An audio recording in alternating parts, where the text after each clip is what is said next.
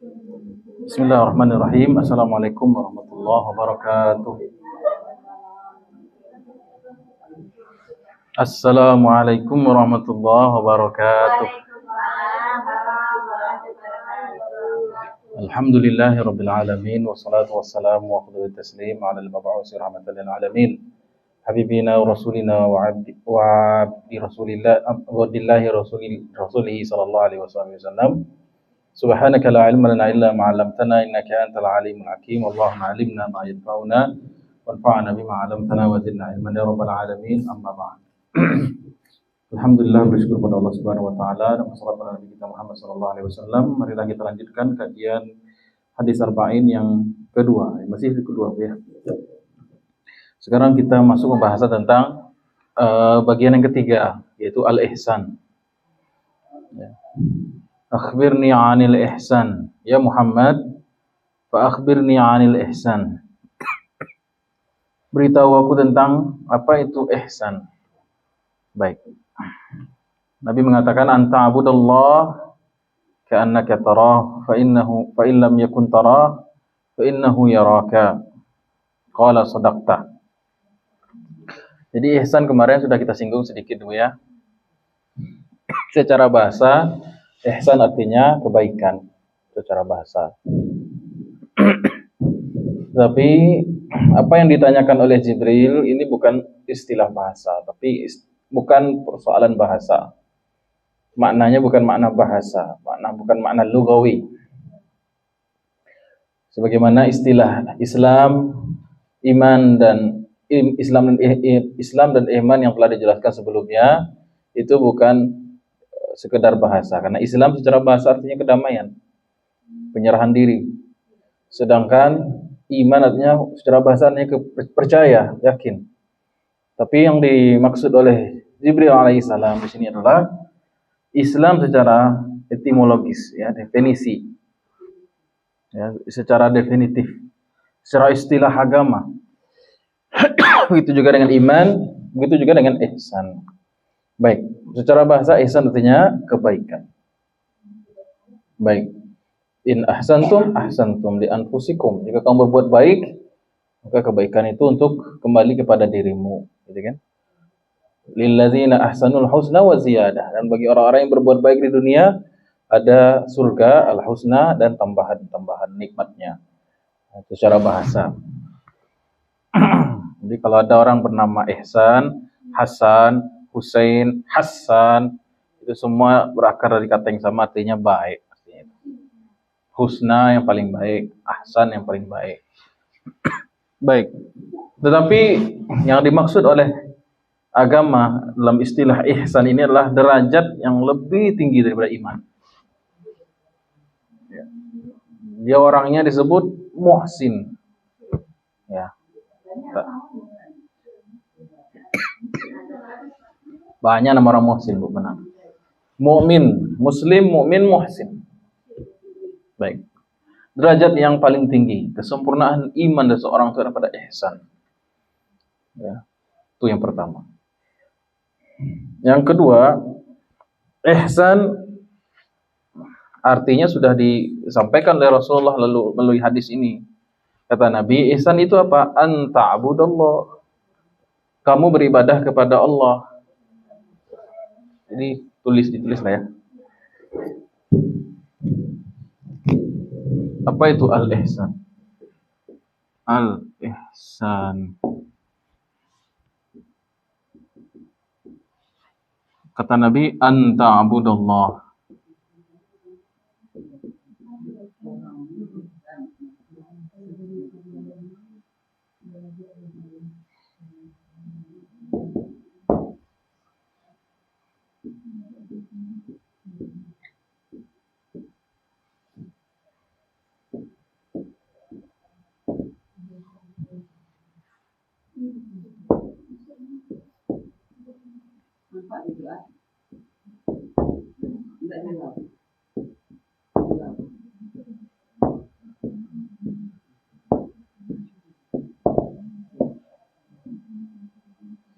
Baik.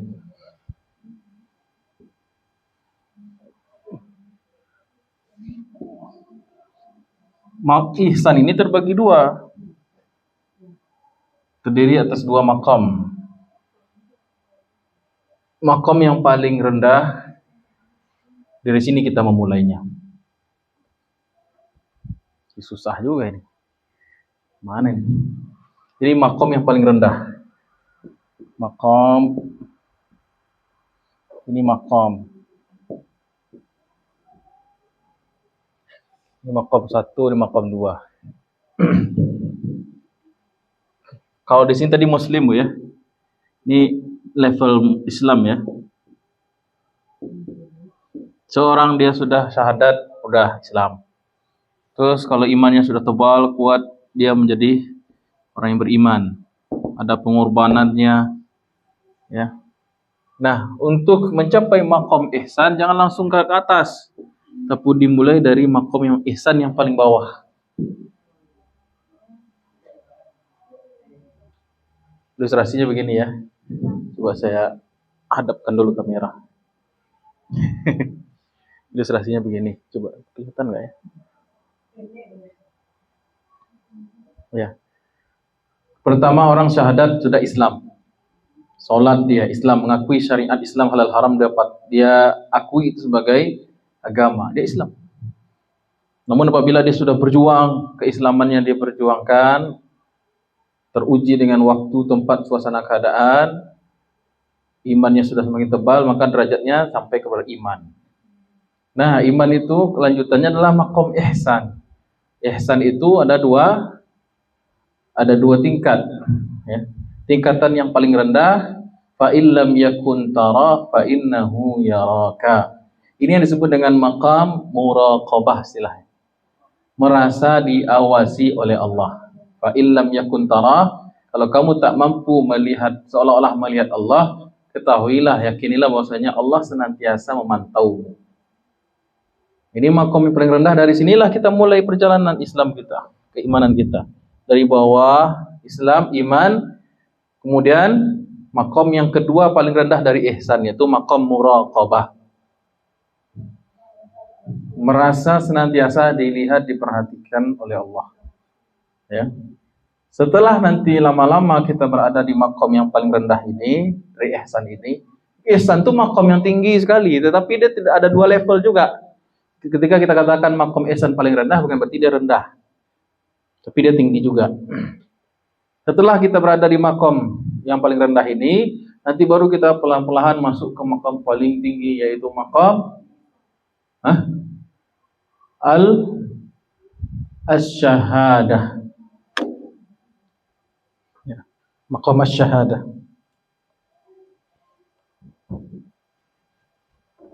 Pernah dengar penjelasan ini sebelumnya, Bu? Belum pernah. Maqam musyahadah, bukan syahadah, musyahadah. Musyahadah. Bukan syahadah. Musyahadah. Ya. Saya kasih istilah sekarang. Jadi saya baru kasih maqam 1, 2. Sekarang saya kasih nama lagi. Maqam al-muqarabah. Jadi maqam musyahadah. Maqam paling tinggi. Nah, jadi ibaratnya Islam, iman, ihsan. Ihsan paling rendah, muqarabah naik, musyahadah. Ya. Ini tinggi.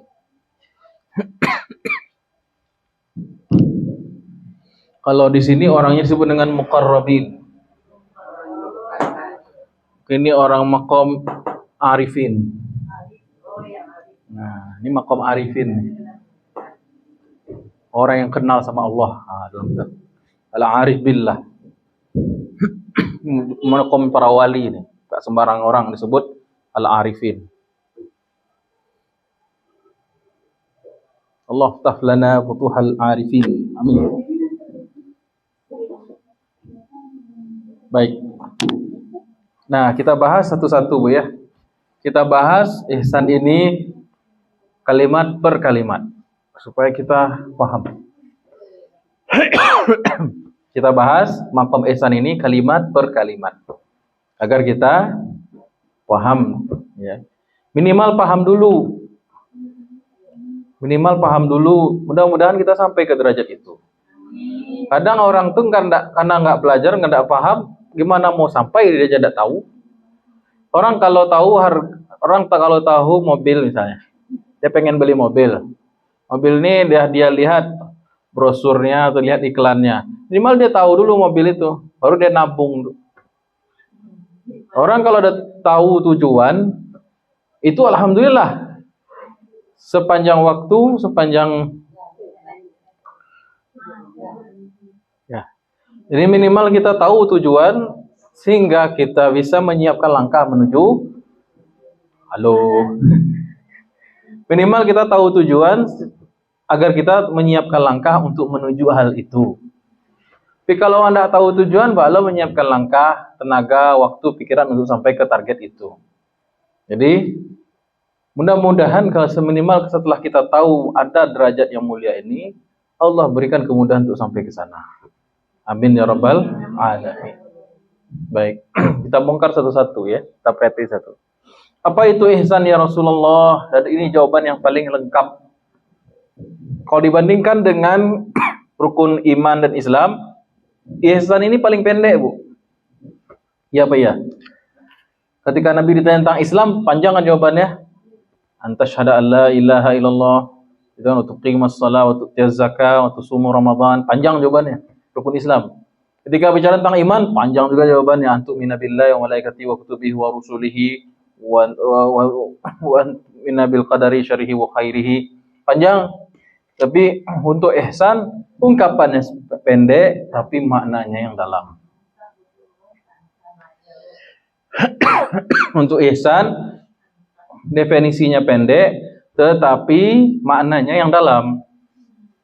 Nah, itu ihsan. Baik. Apa itu ihsan? Jawaban Rasulullah jawaban yang terbaik. Yaitu engkau beribadah kepada Allah, anta'budallah. Di sini ada kata-kata anta'buda. Tunggu dulu. Apakah terbatas hanya ibadah? Tidak terbatas pada ibadah. Anta'budallah, engkau merasa menjadi hamba Allah. Jadi dalam ibadah itu ada komponennya. Ada yang disebut dengan ma'bud, yang diibadahi Allah. Ada yang abid atau abdun, yang beribadah. Kemudian ada bentuk ibadah. Kan gitu, Bu ya? Ada yang disembah, ada yang menyembah, dan ada bentuk penyembahan. Itulah kira-kira. Baik. Orang yang sampai ke derajat ihsan, dirinya, waktunya, tenaganya, pikirannya, tangan, kaki, mata, telinga, semuanya sudah menjadi hamba Allah. Ya. Artinya kalau dia menjadi hamba Allah, sudah wakaf hidupnya untuk Allah. Ya. Belum tentu, jauh. Ini para wali, Bu. Ya, ini kan derajat paling tinggi kita bahas. Ya kan? Ya. Anta'budallah, engkau sudah merasa menjadi hamba Allah sepenuhnya. Jasadmu menghamba pada Allah. Pikiranmu patuh tunduk pada Allah. Hatimu, keinginanmu, hartamu, keluargamu, seluruhnya lillahi ta'ala. Ya. Kepasrahan yang total, ketundukan yang total, kekaguman yang total kepada Allah, kerinduan yang total kepada Allah, pengorbanan yang total kepada Allah. Itu makna ihsan. Yang paling tinggi itu, Bu ya. Ya, sebagian orang jasadnya saja yang beribadah, hatinya tidak beribadah. Sebagian orang beribadahnya cuma di masjid. Maksudnya di kantor ada jadi hamba Allah, hamba setan ya. Serius, Bu. Tidak begitu yang terjadi. Di rumah dia menyangka ibadah menjadi hamba Allah itu terbatas pada tempat, waktu, ruang. Ramadan soleh. Keluar Ramadan baru rayu waris itu Syawal tidak sholat lah ya. Ini masalah. Nah, atau kakinya hamba Allah tapi tangannya tidak hamba Allah. Kakinya melangkahnya elok, tapi tangannya jahit. Matanya hamba syahwat. Telinganya hamba syahwat. Suka mendengarkan keburukan, masih suka mengunjang. Jadi namanya orang yang sudah sampai derajat ihsan, apapun yang dia miliki, mempunyai segala daya dan upayanya, dia sudah korbankan untuk Allah saja.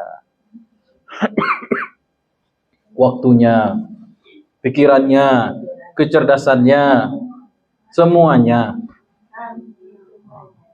Karena mereka meyakini ayat innallaha yashtari.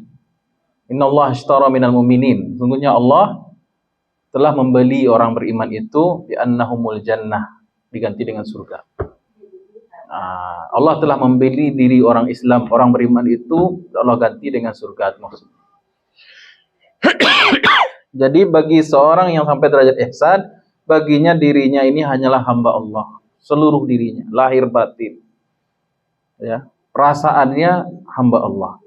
Yang dia tuju hanya ridho Allah. Yang dia korbankan lillahi ta'ala. Yang dia kagumi, cintai, rindui hanya Allah Subhanahu wa taala. Inilah mana ibadah sesungguhnya. Wa ma khalaqtul jinna wal insa illa liya'budun, dan tidaklah aku ciptakan manusia kecuali ada satu kehendak. Allah ingin kita menjadi hambanya yang sempurna, paripurna. Nah, persoalannya kan terkadang kalau kita sebut kata ibadah, itu kan maknanya jadi sempit. Karena kalau sebut kata ibadah apa, Bu? Salat, zikir, baca Quran. Itu saja, tidak? Bermuamalah yang santun, bermuamalah yang benar itu juga ibadah. Berlaku jujur ibadah. Kamar mandi, keluar mandi itu ibadah. Ya, makanya Nabi kita itu manusia, agar kita dapat teladan contoh kehidupan sehari-hari itu bisa jadi ibadah. Nah, kalau malaikat kan tidak buang air. Ya kan, Bu ya? Malaikat tidak kawin, malaikat tidak bekerja, maksudnya tidak bekerja mencari nafkah.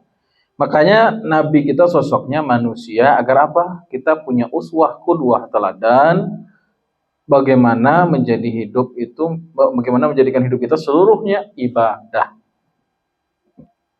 Cuma nanti ibadahnya terbagi dua, kata ulama akidah.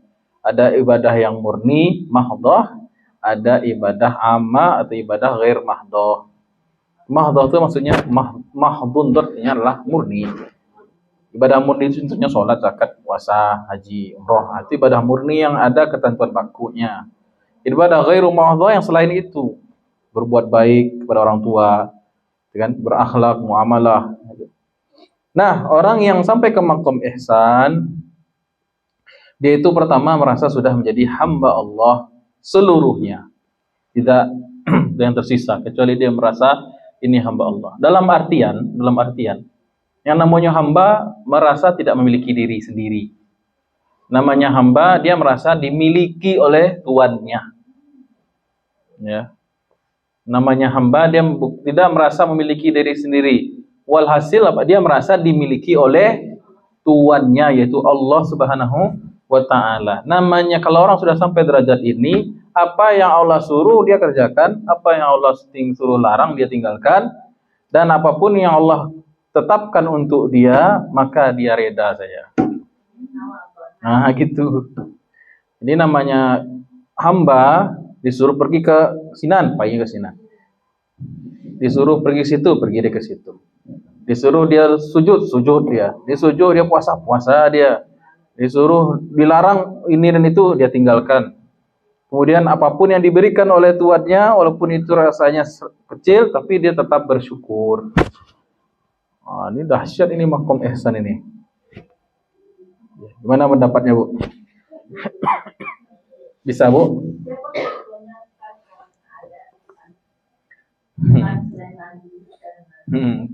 Makanya seluruh nabi dan rasul dalam Al-Quran Allah panggil dengan abdana, hamba kami. Ya, subhanalladzi asra bi 'abdihi. Maha suci Allah yang telah memperjalankan hambanya. Siapa yang diakui hambanya dalam Quran? Nabi dan Rasul. Hanya Nabi dan Rasul yang baru diakui hamba Allah Subhanahu wa taala. Ya. Ara'aital ladzi dalam surat Al-Alaq, ara'aital ladzi yanha 'abdan idza shalla. Siapa 'abdan di situ? Nabi Muhammad sallallahu alaihi wasallam. Jadi yang baru diakui, iya kamu hambaku adalah para nabi dan rasul. Kita ini baru belajar jadi hamba Allah. Kita baru belajar jadi hamba Allah. Kita baru belajar jadi hamba Allah. Ya, baru belajar sih baru. Ya, belajar jadi hamba Allah. Mudah-mudahan karena niat kita belajar nggak dimarahin kalau salah. Bisa, Bu. Insyaallah bisa. Yakin. Jangan lihat kemampuan diri sendiri. Muqarrabun. Tidak muqarrabun, Bu. Muqarrabun. Kalau muqarrabun lain arti. Nah, ya. Muqarrabun ya. Muqarrabun. Bukan muqarrabun ya. Baik. Ya. Jadi jangan lihat kemampuan kita, lihat kemampuan Allah. Ya, kalau Allah sudah ngasih, apa yang bisa menghalang? Baik. Ya. Baik, lanjut ya Bu ya. Jadi anta abudallah, kamu merasa menjadi hamba Allah, kamu tuanmu adalah Allah, ya. Kemudian dalam mana anta abudallah, dia tahu bagaimana cara menyembah Allah gitu. Dia merasa hamba Allah dan Allah itu Tuhannya satu-satunya dan dia tahu bagaimana cara menghamba kepada Allah. Dia tahu cara menghamba kepada Allah Subhanahu wa taala. Artinya maqam ihsan mustahil bisa didapatkan kecuali seseorang mengerti ilmu fikih. Tata cara beribadah. Nah, ini bukan fikih, Bu. Ini derajat ihsan. Ya. Ini matan hadis. Ini derajat ihsan yang kita bahas.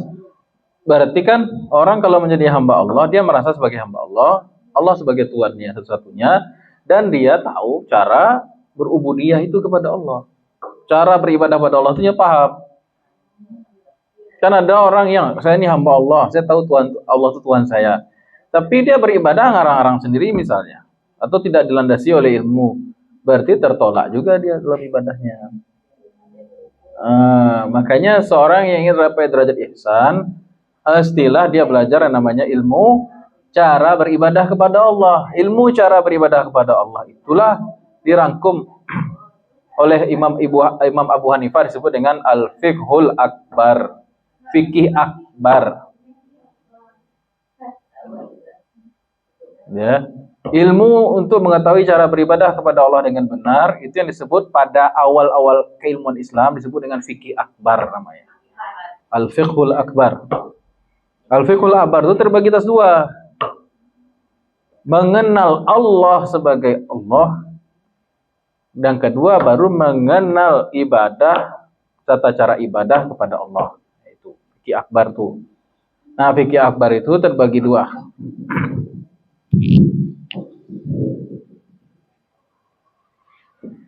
Al-fiqh fikih besar, yang paling besar. Fikih akbar ini terbagi atas dua. Ini istilah Imam Abu Hanifah ya, awal-awal fikih berkembang ya. Akidah, ilmu akidah. Yang kedua ilmu fikih ibadah. Nah, jadi dia mengenal Allah melalui ilmu namanya akidah, tahu hak Allah secara keyakinan, i'tiqadiyah, kemudian dia tahu cara menyembah Allah. Ini konsekuensi kalau kita mengaku hamba Allah. Dia mengerti akidah dan dia mengerti cara menyembah Allah melalui fikih ibadah. Ini disebutkan fikih akbar. Baik. Mas sekarang sudah jarang disebut fikih akbar karena orang sudah membagi dua, akidah saja, fikih ibadah saja.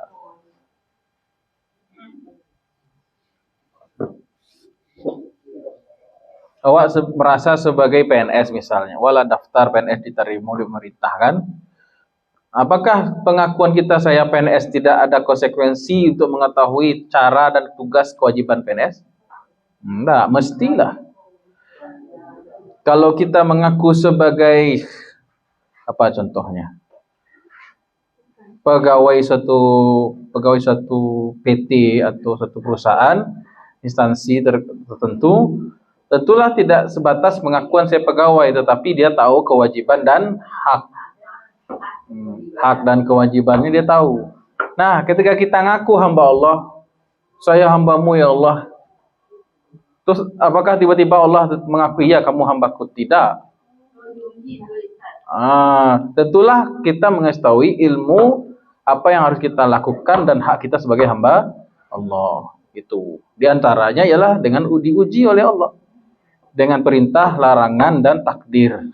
Perintah, larangan dan takdir.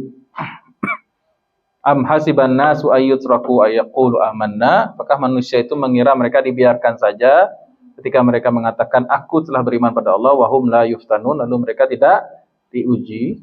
Nah, kan? Jadi pengakuan kita sebagai hamba Allah hendak beribadah kepada Tuhan yang satu, Allah Subhanahu wa taala itu melazimkan kita untuk membekali diri kita ilmu cara beribadah pada Allah. Makanya mustahil ya, makanya menjadi lucu ya. Ada orang yang mengaku ingin mencapai derajat ma'rifatullah, ihsan. Tetapi dia tidak mengenal namanya ilmu fikih. Jadi ilmu syariat itu sebelum ma'rifat. Ini ma'rifat itu istilah lain dari ihsan ini. Kan nanti makom ihsan itu kan ada dua tadi Bu ya. Muqarabah, orangnya disebut muqarrabun. Makom yang tertingginya kan musyahadah, orangnya disebut dengan arifun. Arif yang telah bermakrifat artinya. Makanya makom ma'rifat itu di atas, baru dikasih makom ma'rifat kalau orang itu menjalani konsisten syariat. Tidak ada orang itu yang bisa mencapai makom tertinggi dalam Islam kecuali dia mengikuti syariat Allah. Karena ada juga orang itu yang sufi-sufi sase. Iya Bu, ada kejadian. Mereka tidak beribadah lagi, sholat lagi.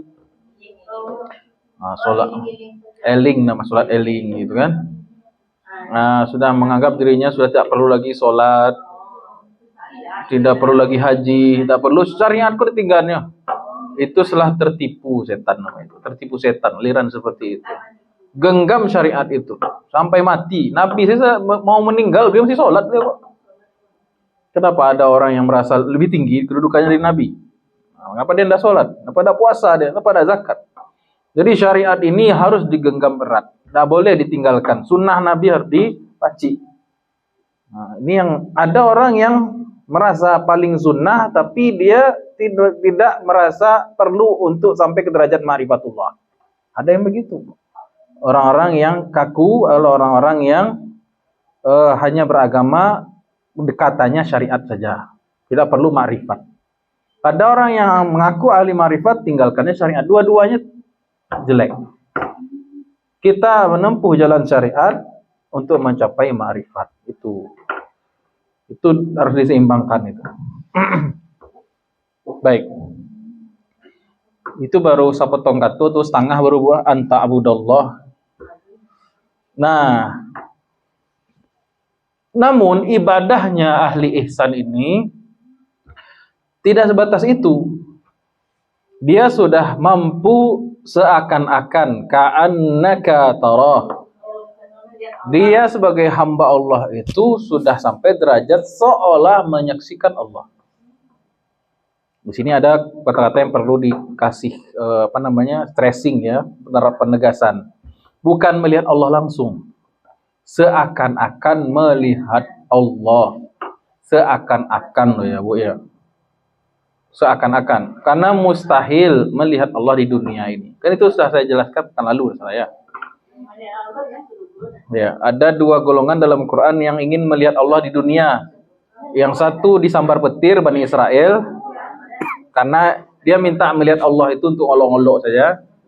Lan nu'mina laka hatta narallaha jahrah. Ya Nabi Musa, kami tidak akan beriman sebelum kami melihat Allah secara kasat mata. Fa akhazatkumus sa'iqah, maka ditambar oleh petir. Karena mereka meminta melihat Allah itu dengan sombong. Sebenarnya tidak beriman. Sedangkan Nabi Musa juga minta, tapi Allah tidak sambar petir. Ya, falamma apa ayatnya? Falamma jaa Musa limiqatina wa kallamahu rabbuhu qala rabbi arini anzur ilaik. Ketika Nabi Musa pergi ke Bukit Sinai berdialog dengan Allah di bukit atau gunung Sinai itu, Nabi Musa mengatakan, "Rabbi arini anzur ilaik." Ya Allah, perkenankan aku melihat Engkau. Ya kan? Tapi Nabi Musa melihat itu bukan untuk kesombongan, tetapi memang pengen melihat Allah. Ya, beda niatnya kan. Maka kata Allah, lan tarani, kau tak akan sanggup melihatku di dunia. Walakin inzur ilal jabal, tapi lihat itu gunung. Fa ini istaqarra makanahu, kalau gunung itu tetap stay di tempatnya, maka kau akan sanggup melihatku. Faktanya apa? Falamma tajalla rabbuhu li jabali ja'alahu dakka. Kemudian Allah bertajalli di gunung tersebut, kemudian hancur lebur gunung tersebut. Wa kharra Musa sa'iqa, Nabi Musa langsung pingsan. Falamma afaqa, ketika dia terbangun, subhanaka tubtu ilaika wa ana awwalul mu'minin. Maha suci Engkau ya Allah, tak bisa dilihat di dunia ini, tak sanggup dunia, namanya dunia, alamnya kecil, alam yang yang rendah, yang hina. Tubtu ilaika, aku bertobat dan aku termasuk orang-orang yang awal beriman kepada Engkau. Baik. Jadi melihat Allah di dunia ini mustahil, tidak di surga bisa. Gimana, Bu? Enggak semuanya, Bu. Semuanya bisa. Semuanya. Semua yang masuk surga bisa. Enggak semuanya bisa, Bu. Semua bisa. Enggak percaya Ibu bisa celik lah. Iya. Baik. Di sini ada huruf kaf ya, Bu ya. Di sini ada K, ini yang penting nih. K, seakan-akan. Ka'annaka, seakan-akan engkau. Ya.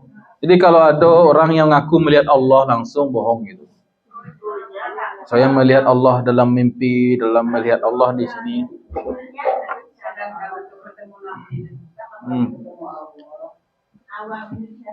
Makanya saya ketawa, anak saya bilang, Abi, tadi malam aku lihat Allah.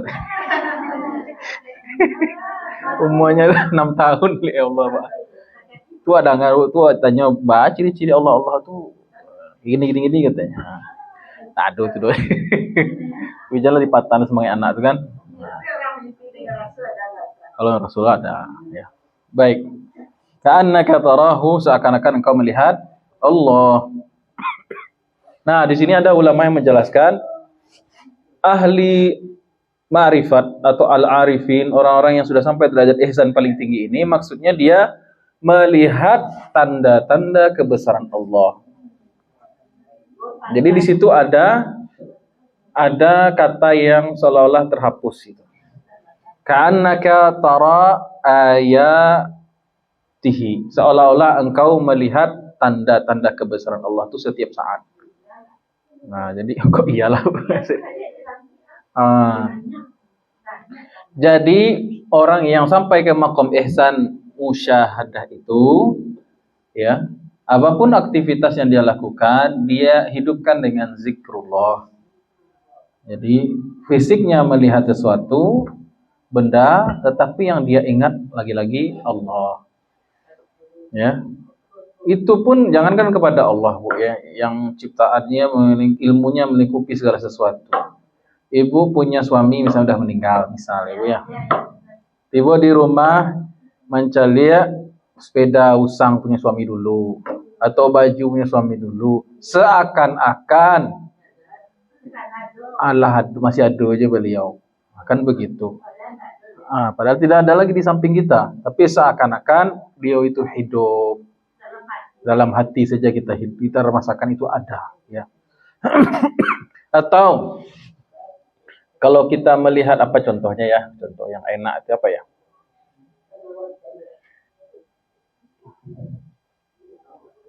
Apa yang teringat ketika ibu melihat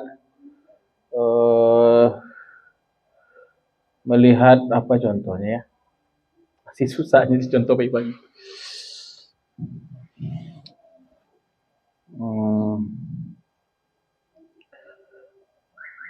Intinya, sebenarnya intinya lagi. Seakan-akan orang yang sampai derajat maqam ihsan itu dia melihat ayat-ayat Allah, tanda-tanda kekuasaan Allah setiap saat, ya. Ya, dan itu yang diajarkan Al-Qur'an sebenarnya, ya. Afara'aitumul ma'a alladzi tashrabun? Tidakkah kau memperhatikan air yang kalian minum itu? Kata Allah, antum apa? Tanzilunahu minal muzni am an nahnul munzilun? Apakah kalian yang menurunkan air itu atau kami yang menurunkan dari awan? Allah. Jadi lihat hujan ingat Allah jadinya. Ya. Afara'aitum ma tahrusun? Tidakkah kalian perhatikan apa yang kalian panen itu? Antum tazra'unahu am nahnu zari'un? Kamu yang menanamnya atau kami yang benar-benar menumbuhkannya? Awan nebar-nebar katanya. Allah yang menumbuhkan, menurunkan hujan. Jadi lihat tanaman, panen, ingat Allah lagi. Ya. Afala yanzuruna ilal ibili kaifa khuliqat? Tidakkah engkau memperhatikan kendaraan yang kamu kendarai itu? Ibil di situ kontak ya. Lihat kendaraan, ingat Allah, ingat Allah. Ya. Ila sama apa? Kaifa rufi'at? Dan langit bagaimana ditinggikan? Lihat langit, ingat Allah. Apalagi ilal ardi kaifa sutihat? Lihat gunung, ingat Allah. Ilal jibali kaifa sutihat? Bagaimana bumi itu, gunung itu dipancangkan. Lihat gunung, ingat Allah. Ini kadang-kadang naik gunung lupa sama Allah. Dan tidak ada hubungan terus.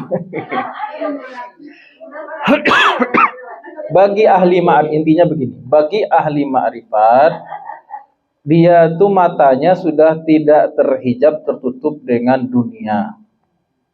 Kalau awak kan mencari dunia, ya dunia itu masuk ke dalam mata hati awak. Kalau ahli ma'rifat, dia melihat benda, tembus di balik itu apa? Itu Allah. Kebesaran Allah yang terlihat dimanapun. Makanya kata Allah dalam Quran itu, Inna fi ikhtilafil laili wan nahari ayatin liulil albab. Sesungguhnya adalah pergantian siang dan malam. Maksudnya sunnatullah fil kaun, di alam semesta ini. Ya, kejadian dahsyat pengaturan Allah di alam semesta ini merupakan cukup menjadi tanda-tanda kebesaran Allah ulil albab bagi orang yang berfikir.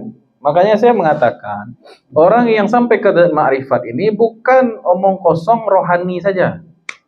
Mohon maaf ya, saya tidak sepakat dengan orang-orang yang mengatakan ilmu tasawuf, ilmu ma'rifatullah itu berangkatnya dari zikir-zikir saja. Tidak. Justru awalnya orang sampai ke zikir yang bagus dari fikir yang benar. Ya, ini karena pengaruh pendidikan. Saya nggak sepakat ilmu tasawuf, ilmu ma'rifatullah itu hanya disebabkan karena zikir saja. Tapi ilmu ma'rifatullah itu karena fikir. Awalnya fikir dulu. Liulil albab, bagi orang yang punya otak, kata Allah. Albab itu orang yang punya otak. Ya, maksudnya orang yang berfikir menggunakan otaknya gitu. Memikirkan apa? Bukan memikirkan kebesaran Allah.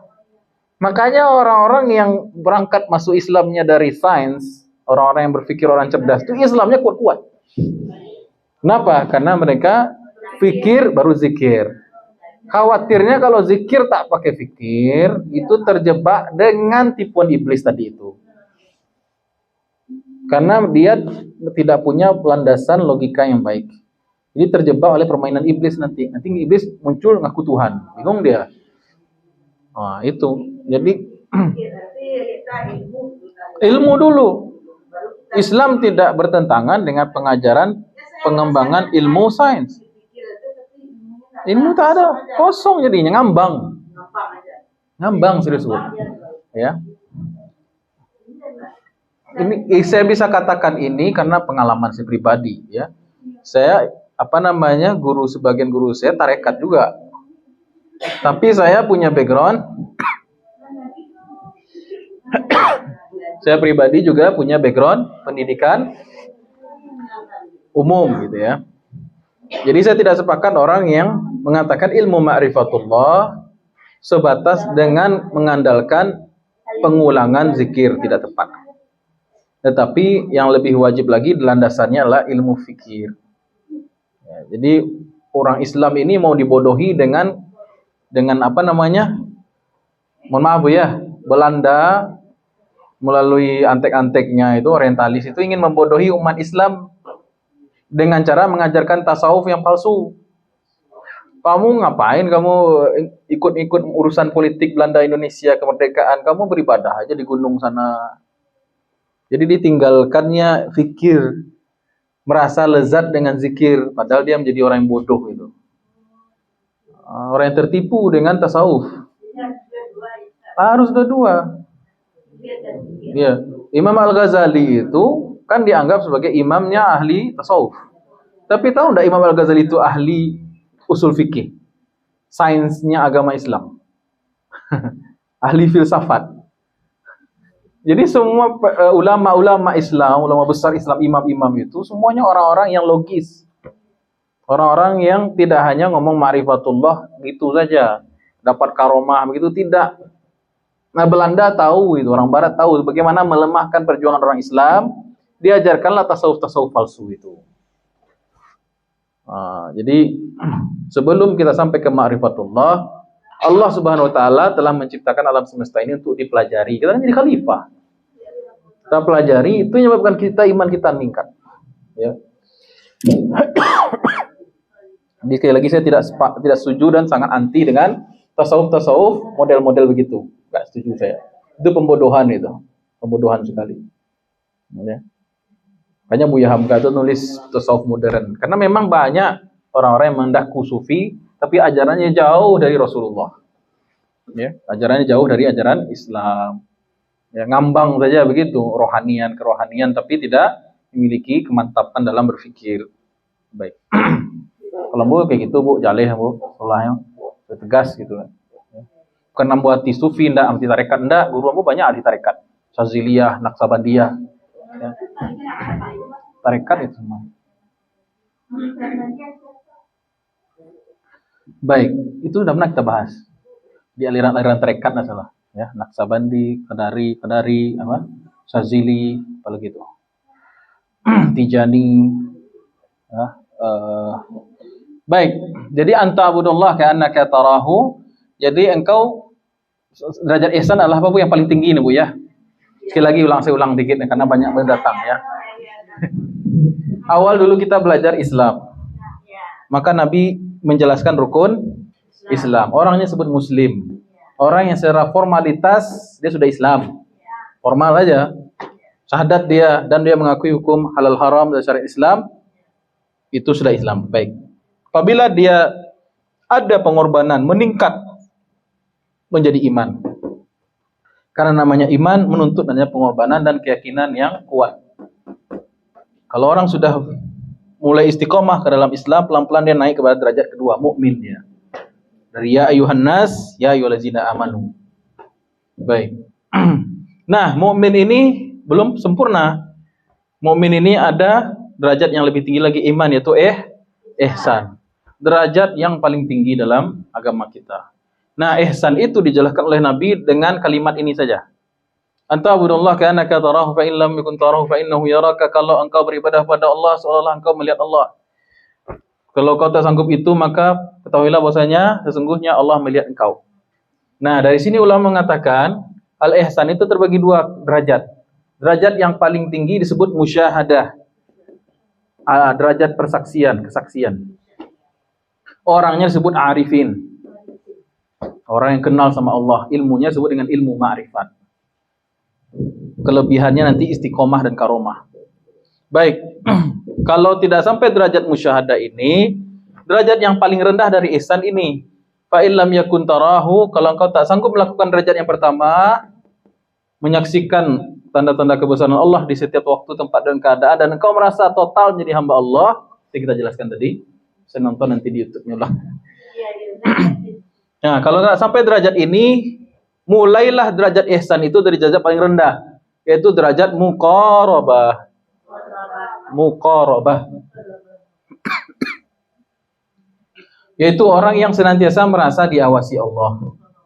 Kalau derajat yang paling tinggi itu nyo mencari kebesaran Allah setiap waktu. Kalau itu derajat nya merasa diawasi Allah setiap waktu. Coba lihat. Muqarabah. Kok bisa nih, muqarabah. Derajat ihsan paling rendah disebut dengan derajat muqarabah atau maqam al-muqarabah. Nah, bagaimana mencapai derajat ihsan? Dimulai dari yang rendah dulu.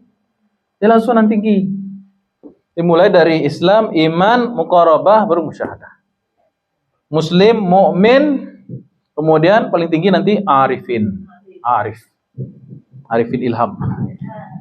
Ustaz Arifin Ilham. Ya. Allah yarham. Jadi arif itu nama tidak sembarang nama itu, Bu. Mencari ambo kini banyak orang nama arif, tidak arif sama sekali. Astagfirullah. Ya. Ada nama ihsan tapi tidak ada ihsannya sedikit. Terlalu barik namanya. Iya, tapi terlalu berat, Bu. Terlalu berat. Seharusnya dia, kadang anak-anak ini kalau ditanya apa nama-nama, arti nama, tidak tahu. Seharusnya kan apapun yang dipelajari, sebelum pelajari apapun, pelajari nama kita sendiri. Jangan sampai nama itu nama A, tapi tidak ada nama kita bagus, tapi tak ada niatan untuk mencapai itu yang salah maksud nama. Tidak salah orang kayaknya kayak nama, enggak. Nama rancak, ihsan, arif. Perjalanan hidupnya belum sampai ke situ. Namanya bagus sekali. Amin. Iya, betul akhir ayat. Ustazku saya buat tema ya. Baik. Nah, ini nih makom seperti ini tidak apa istilahnya, Bu ya? Makom musyahadah yang tertinggi ini terkadang tidak terjadi terus. Sebagaimana iman itu naik turun, ihsan ini juga naik turun. Sahabat kan Nabi kan mengatakan al-iman yazid wa yanqus. Iman itu naik dan turun. Kalau Islam tidak boleh naik turun, keluar masuk adanya Islam. Islam itu keluar atau masuk gitu kan? Keluar masuk enggak begini. Masuk Islam atau keluar Islam. Tapi kalau iman itu dia fluktuatif. Terkadang dia turun, dengan maksiat dia turun, dengan taat dia naik lagi. Dengan lalai dia turun, tapi ketika dia dikaji, ada ilmu di situ, ada majelis, naik lagi dia iman. Begitu juga ihsan, dia ini naik turun. Ya. Bahkan dia kadang ada, kadang enggak. Nah, ini ihsan ini unik. Ya. Dalilnya apa? Dalilnya kisah. Yang saya bilang ini ada dasarnya. Ada kisah nama sahabatnya Hanzalah. Tahu, Bu? Tidak tahu. Hanzalah ini dia keluar rumah. Sampai di jalan dia ngatai-ngatai diri sendiri. Nafaqah Hanzalah. Munafik si Hanzalah, nunjuk diri. Tak nunjuk orang loh. Nunjuk diri sendiri. Nafaqah Hanzalah. Si Hanzalah ku juga munafik. Abu Bakar melihat itu, tahu Ibu ceritanya kan? Tahu. Maka Abu Bakar heran, Hanzalah ini sahabat mulia, orang soleh. Bukan orang munafik, bukan orang jahat. Emang sahabat Nabi yang baik. Hanzalah ini munafik.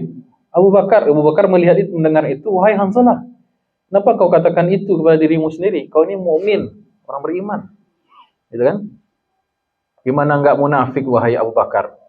Saya ceritakan ya, kalau saya di majelis Nabi, kalau saya duduk di depan Nabi, di majelis ilmu bersama Nabi, seakan-akan saya melihat akhirat di depan mata. Nah, jadi sahabat itu berjumpa dengan Nabi, dapatnya makom ihsan langsung. Awan dah, karena yang ngajar enggak Nabi doh. Karena yang ngajar bukan Nabi. Nabi kalau lagi ceramah, sahabat itu tabayang meraku di muka. Kirinya neraka, kanannya surga. Tabayang surga itu seolah-olah depan mata. Ini kalimatnya seolah-olah aku melihat neraka di belakang, di samping kiriku, dan surga di samping kananku. Malaikat maut di belakang saya. Kayak gitulah imannya sahabat kalau di majelisnya Rasulullah. Tapi setelah saya pulang ke rumah, kembali saya tidak ingat itu lagi. Kembali saya bermain dengan istri dan anak. Sibuk dengan aktivitas pekerjaan. Saya ini munafik wahai Abu Bakar, kata Hanzalah. Kata Abu Bakar, saya juga merasakan hal yang sama. Jangan-jangan kita berdua munafik katanya. Maka mereka berdua berjalan menemui Rasulullah Sallallahu Alaihi Wasallam. Ya Rasulullah, ajituanlah mereka. Mereka ceritakannya, Rasulullah, kami ini munafik karena gini. Di depan engkau kami seolah melihat akhirat. Setelah kami pulang lupa lihat. Kami ini munafik ya Rasulullah. Apa kata munafik? Apa kata munafik? Apa kata Rasulullah Sallallahu Alaihi Wasallam? Jika kamu selalu dalam posisi demikian ketika bersamaku, pasti malaikat akan menyalamimu di tempat tidurmu, bahkan di jalan-jalan kamu lalui, dan bahkan di tempat tidur kamu. Jadi la safatkumul malaikah, pasti malaikat akan menyalamimu. Kalau imanmu, ihsanmu itu sampai kamu bawa kemana-mana. Walakin ya Hanzalah, tetapi wahai Hanzalah, sa'atan sa'ah, ya. Maksudnya iman level ihsan itu tidak selalu muncul. Kadang dia ada, kadang dia hilang, begitu. Imannya itu naik turun, dan dia kadang ada, kadang hilang. Kan ada saat-saat tertentu gitu tuh rasanya iman itu bagus sekali. Tapi kadang-kadang kita down, kadang kita turun. Fluktuatif. Itu juga ihsan juga demikian. Itu bukan munafik itu artinya. Yang kamu rasakan berdua itu kata Rasulullah itu bukan munafik. Itu namanya ya. Itu namanya bukan munafik tetapi fluktuatif iman dan ihsan. Baik. Nah, masalahnya apakah kita seringnya merasakan atau tidak? Itu masalahnya.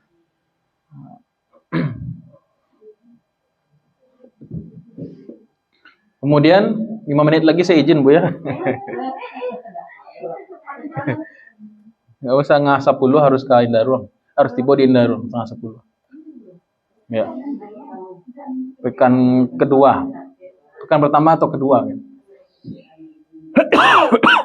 Baik. Nah, kalau belum sanggup ke makom itu, ihsan itu, salah subuh sih. Kalau belum sanggup ke makom musyahadah itu, ada makom yang paling rendah. Di sini kita mulai.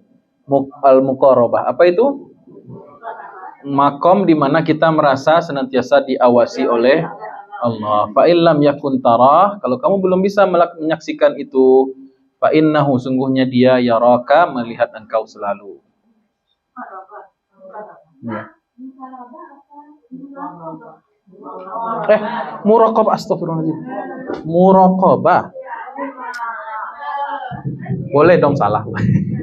Muraqabah. Salah. Al-muraqabah. Baik. Muraqabah adalah makom yang rendah. Ada di buku itu, tidak salah. Ada dibahas sedikit. Muraqabah. Ini makom ihsan yang paling rendah, yaitu seorang merasa diawasi oleh Allah yang tidak tidur dan tidak mengantuk. La ta'khudhuhu sinatun wala naum. Nah, makom muraqabah itu dia yakin bahwasanya Allah tak pernah lalai, tidur, ngantuk. Saya tidak, apalagi tidur. Dia meyakini Allah itu as-sami'il basir, maha melihat, maha mendengar. Al-adl, maha adil. Allah itu maha an-nafi', maha memberi manfaat. Ad-dar, maha memberikan mudarat.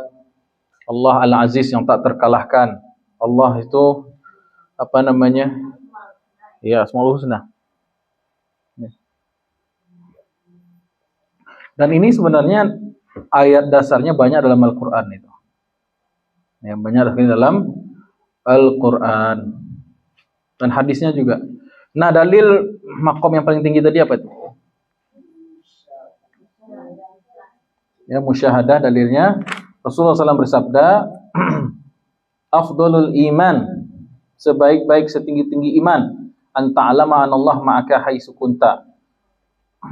Engkau mengetahui bahwasanya Allah senantiasa bersamamu.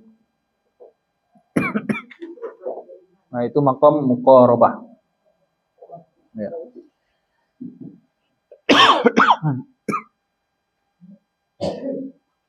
Baik, kata Imam Ibnu Rajab ini bagus nih. Saya bacaan dulu ya.